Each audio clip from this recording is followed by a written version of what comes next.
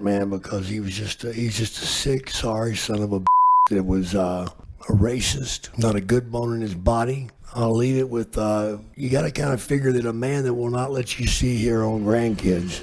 Bill Watts was a wrestling legend, no doubt. He changed the business in many ways. But let's not sugarcoat it. He was also a racist. And that's not just my opinion. It's backed up by his own words and actions. You have to hear them. Man, because he's just a sick, sorry son of a that was a racist. For those of you who don't really know him or have a blurry picture of him, Bill Watts was a big name in professional wrestling. He was the man behind Mid-South Wrestling, and not much later he took on a leadership role in WCW. He was a tough, no-nonsense guy who ran things with an old-school mindset. Some loved him, some ignored him, but there's another side to him that people can't afford to ignore. His history of making some really offensive remarks. And unfortunately, it's a part of his legacy that still follows him to this day. Without taking much of your time, let's talk about the jabs that got him in deep trouble. Watts made a lot of racist and homophobic comments throughout his career. These weren't just some basic incidents or slips of the tongue. Watts repeatedly expressed racist views, advocating for segregationist policies and spreading harmful stereotypes about African Americans. For example, in a 1975 interview with the Shreveport Times, Watts openly shared his thoughts that integration is wrong and that blacks and whites should be separate. This wasn't just a private opinion he kept to himself. Watts made it clear that he wanted these views to be part of his professional life.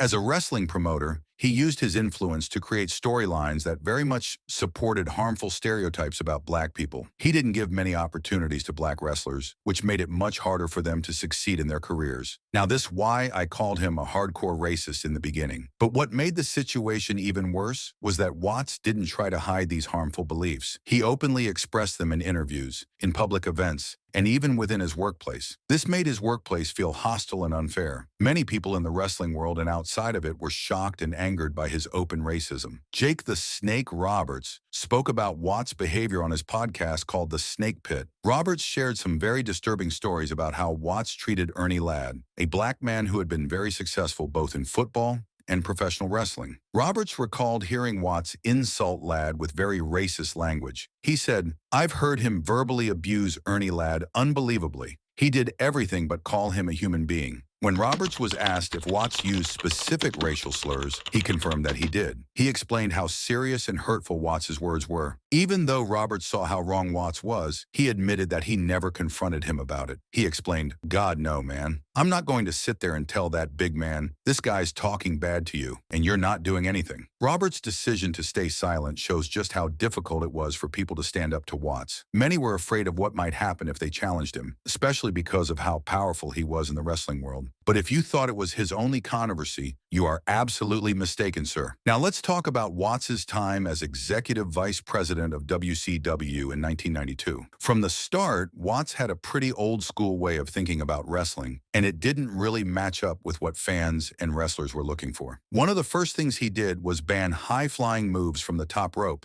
His reasoning was that he wanted wrestling to look more real, but this was a huge problem for WCW's light heavyweight division. That division had some amazing high flyers like Jushin Thunder Liger and Brian Pillman, who were known for their fast, exciting style. Fans loved it, but Watts shut it down. The wrestlers hated it, fans hated it, and it ended up hurting WCW's product overall. But that wasn't the only unpopular decision Watts made. He was a big believer in kayfabe, which means making wrestling look real all the time. He took it to an extreme, though, by insisting that wrestlers stay in character even outside of the ring. Good guys and bad guys couldn't be seen together in public. If they were, there would be serious consequences. His approach to booking matches was also a big deal. Watts preferred a more technical, grounded style of wrestling. That's not necessarily bad, but by the early 90s, fans were more into larger-than-life characters and big, high-energy matches. The WWF was giving fans those huge moments, and Watts was focused on making wrestling feel like a real sport, which, to be honest, made WCW seem a little dull in comparison. One of his more dangerous decisions was removing the protective mats around the ring. His idea was that taking a bump outside the ring should feel more dangerous, but in reality, it just increased the risk of injury. A lot of wrestlers weren't happy about this, and it was another example of how Watts' old-school way of thinking didn't fit with the modern wrestling world. As wrestling kept changing, Watts didn't keep up. He clashed with wrestlers, upset fans with his outdated rules, and his time in WCW didn't last long. After just about a year, he was out, and WCW moved on without him.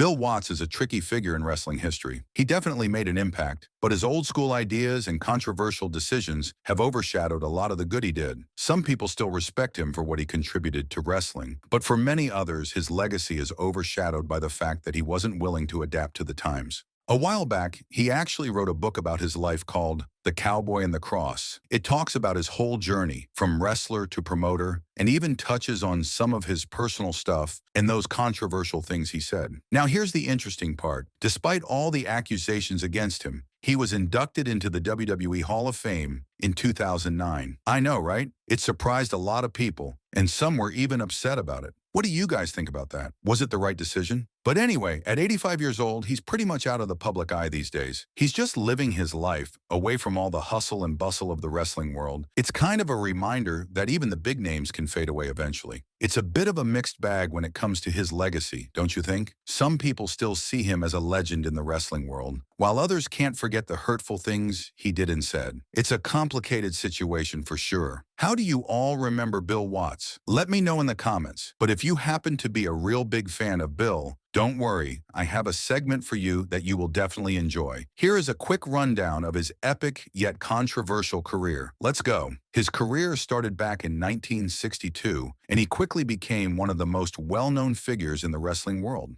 One of his most famous rivalries was with Bruno Sammartino, who was the WWF champion at the time. Although he gave it everything he had, he never quite managed to win the big title. But that didn't stop him from making a name for himself. Throughout the 1960s, he wrestled all over the place. San Francisco, Chicago, St. Louis, and even Japan with All Japan Pro Wrestling, AJPW. He was always on the move, facing off for the world title in both the National Wrestling Alliance, NWA, and the American Wrestling Association, AWA. But perhaps one of his biggest accomplishments during this time was his success in tag team wrestling. He teamed up with Buck Robley in NWA Tri-State Art Mid-South Wrestling, and together they won tag team belts. But as much as his time in the ring was impressive, his career took an even bigger turn when he moved behind the scenes. In 1979, he became a wrestling promoter and took over Mid-South Wrestling, which eventually became the Universal Wrestling Federation, UWF. This is where he truly changed the wrestling business. His base of operations was in Shreveport, Louisiana, but his influence spread far beyond that. He became known for creating something that changed the entire wrestling landscape, the episodic style of TV wrestling. This means that every week's show would build on the previous one, telling a story that kept fans coming back for more. Not only that, but he focused on great in-ring action, making sure his wrestlers were not only good at the storyline,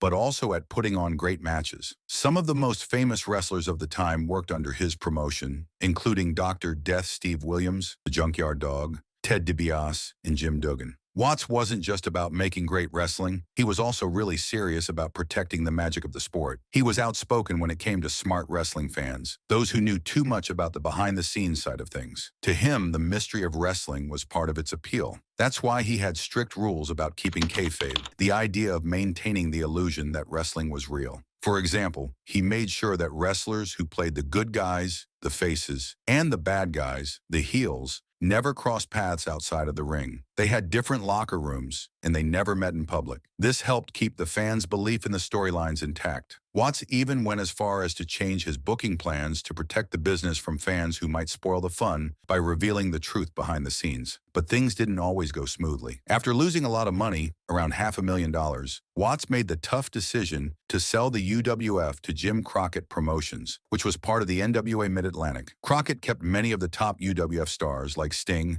and tried to merge the two promotions. He sent the UWF's mid-card wrestlers into the NWA and quickly pushed them to the top with title wins. But despite these efforts, the UWF eventually folded. In 1988, Crockett was bought out by Ted Turner, which marked another major change in the wrestling landscape. Then in 1989, WCW came knocking. After they parted ways with their previous booker, George Scott, WCW offered Watts the chance to take over their booking. But Watts turned down the offer, and instead WCW decided to go with a booking committee made up of wrestling legends like Ric Flair and Kevin Sullivan. Although Watts didn't end up working with WCW, his impact on the wrestling world had already been made. He didn't just leave his mark as a wrestler, but as a promoter who changed how we see wrestling on TV today. Thanks to his work in the ring and behind the scenes, he helped shape modern wrestling into what it is now, making sure that the fans always had something exciting to look forward to. Then Bill Watts' time in World Championship Wrestling, or WCW, back in 1992. So after Kip Frey left the company, Bill Watts was brought in as the executive vice president of WCW. Now, Watts was known for being a traditionalist. He really believed in the old school style of wrestling, and he wanted to bring that back to WCW. He banned moves from the top rope, like high-flying attacks, because he thought they were too flashy and didn't fit the more gritty, down-to-earth style of wrestling he loved. He also really stuck to the idea of keeping the good guys, the baby faces, and the bad guys, the heels, separate, which was a very old-school approach. But here's the thing. His old-school ideas didn't sit too well with a lot of the wrestlers or even the fans.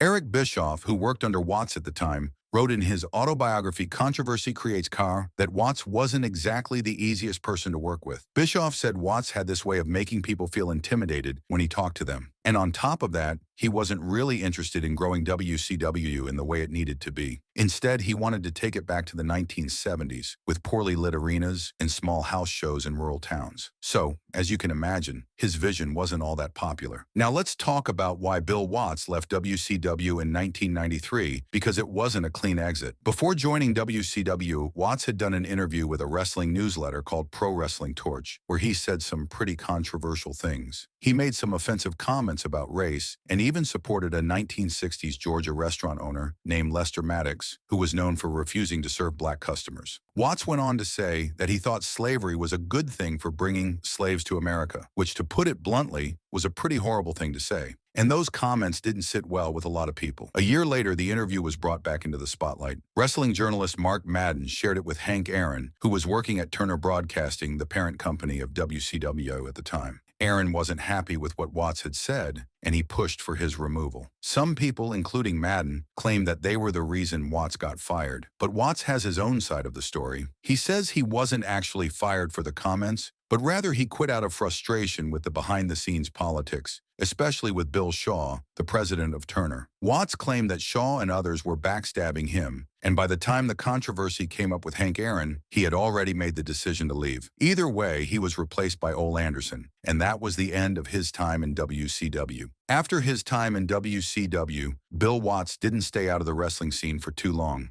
In 1995, he joined the World Wrestling Federation, or WWF, for a short while. Now, his time there was even shorter than his time in WCW. Watts admitted in later interviews that he wasn't planning on staying long. He had signed a 3-month contract, and after that, he was out. But despite the short stint, Watts did make an impact, and he was inducted into the WWE Hall of Fame in 2009 as part of their Hall of Fame class. Even though his time in WWF was brief, that induction shows that people still recognized his contributions to the wrestling world. When Bill Watts wasn't busy with wrestling, he had a pretty full personal life. He has 5 children. From his first marriage, he has a son named William III, who goes by the nickname Biff. From his second marriage, he has 3 sons, Joel, Eric, and Micah, and a daughter named Enid. So Bill Watts is a father of 5, which is pretty impressive on its own. In 2006, Watts released his autobiography called The Cowboy and the Cross, The Bill Watts Story, Rebellion, Wrestling, and Redemption. In this book, he talks about his upbringing, his career as a wrestler, and how he transitioned into becoming a promoter. He also dives into his personal life and the struggles he faced along the way.